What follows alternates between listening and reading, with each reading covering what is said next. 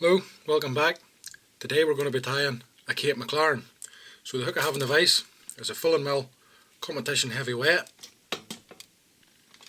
and the thread I'm going to be using is Simmerfly waxed 8/0. Just move this light around a wee bit. That's better. So catch on our thread, just a few mil behind the eye. Nice tight, touch and turns, using the tag end of our thread to let everything slide down.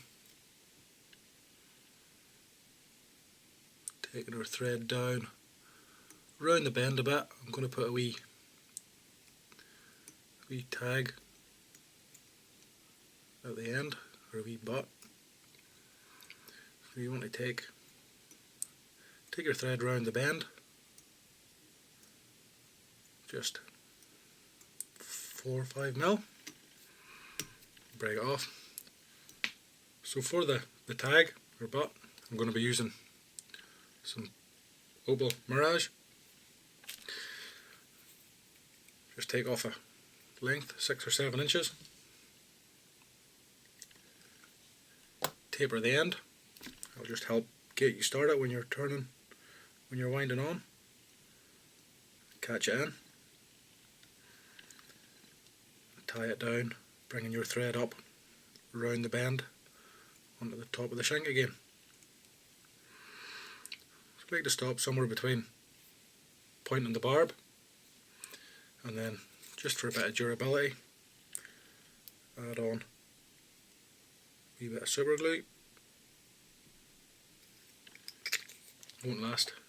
Super glue, it'll not last forever, but it'll last long enough to get a few fish. So again, nice overlapping turns, bringing it up, there we go, and tying off. A few turns of thread just to catch it in place, trim it off nice and tight, and tie down your excess. So just your finger and thumb, give it a dab just to clear off any excess super glue, making sure there's not too much on, making sure you don't glue your fingers together.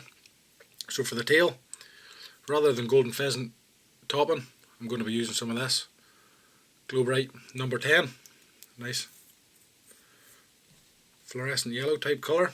So again, cut off 6 or 7 inches, double it over. Once should be enough. You're not really looking for too heavy a tail. Tie it in over the top. Some of the lakes I fish quite peaty, and I just find the Glo-brite shows up a little better than the pheasant topping. It's also a whole lot easier to work with, tied in and stuff. So we'll trim off our excess there. A couple of loose fibres too, get them. So there we have our tail. We'll leave that on for a wee while yet. So for our rib, we're going to be using some silver oval uni, small. Again, just trim off a length. 6 or 7 inches should get you a few flies. What we're going to do is we're going to catch it in up near where you started, where you tied on, and bring it down with us. Keep a nice even body. Just take your time.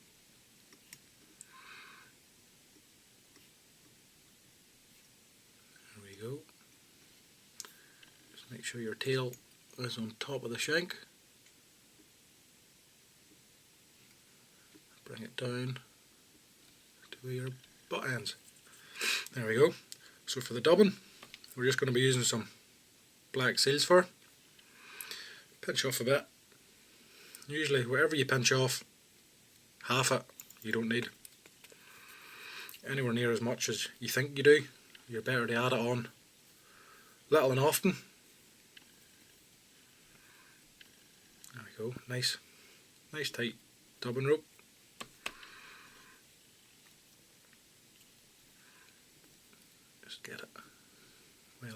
from there, slide it down to where you want to start, and bringing it back up towards the eye. Nice tight touch and turns, making sure you cover all the body up to pretty much where you tied your rib in. There we go. And so it's there. So now for the haggle, I'm going to be using black cock saddle. So pull off a feather. I like to just mark it up to see what your fibre length's like. I like it sort of 1.5 times the gape. So we take the butt end, strip off any excess flue, just offer it up 4 or 5 turns, catch it in, just get the butt end, trim it off. A couple of wee bits of seals for there poking through, we'll just nip them off now too. So what we want to start off is 1 full turn just in the front of the body. There we go, and then from there we're going to work down just over reasonably tight turns, and as you work down your body just open it up a little bit more. There we go. Once we get to the bottom, we're going to take our rib over the top, catch our feather down in, that's it, secured, shouldn't go anywhere. And again with your rib, working back up your fly, nice even turns, bringing your rib the same direction as your thread, so as once you tie it down in, once you catch it in with your thread, that should lock it in place. There we go. Take our thread over the top, 1, 2, 3, that's ready to trim off. Trimmed. So now you've got your waist end of the haggle. You can either trim it off with your scissors or just give it a pluck, that should come off. Take your scissors and your tail, cut it to whatever length you want. We'll sort of go for in and around the length of the shank.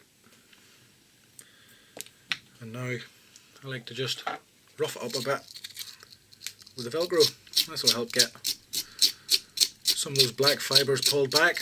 That'll tease out some of the seals for as well. There we go, and on the underside just make sure and lift your thread so you don't catch it. I'll just move the vise there a wee bit. There we go. Just a bit too rough. Right, so just in case there's any fibres poking forward, finger and thumb, stroke them back 2 or 3 turns just to wrap them back. There's one on the underside. I don't know whether the camera picks it up, but I can see it, so we'll just nip that off. And there we go. Now, for our final haggle, I've got a brown hen cape. This one's fairly well picked over, but there's still a few usable feathers on it. So again, pick up something fairly long, probably slightly longer than the haggle you used to palmer. Strip off the flue, open out the tip, just separate everything from the tip of it, and you want to be tying it with the top of the feather facing outwards, just so as the natural curve of the feather will curve back over your fly, catch it in by the tip, a few turns to catch it back, to tie it down, fold the tip over, a few more turns. Now take your scissors, separate that tip back a wee bit, trim off the tip. So now we need our haggle pliers. There we go. You just want to catch in the stalk, the feather and the haggle pliers. Now sometimes you have to be quite gentle because the tip of the feather can be very fine, delicate, and slowly just one fold in front of the other, nice tight touching turns. Depending on how heavily dressed you want your fly will dictate the number of turns. Obviously if you have a fly that's really bushy for a big wave or something, you want it quite heavily dressed, so there we go. Just stroking the fibres back as you go. And just use that whole feather there. So once it's tied in, again catch in over the top. 1, 2, 3. Take your scissors, trim off, and now we can build our head. So again, always stroking our fibres back, just getting everything to sit nice. Cover up any bits of hackle that are sticking through and just form a nice head. There we go. That's not too bad there. Now, just to finish off, wrong varnish. Take our varnish and our dubbing needle.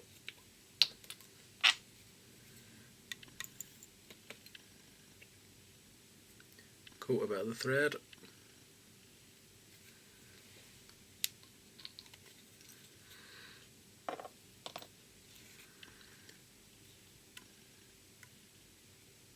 There we go. A few turns. Let the varnish soak in. And again, a few more turns over the top, just making sure. Oh, just don't do that. Making sure you don't catch any fibres in like I did. Whip finish.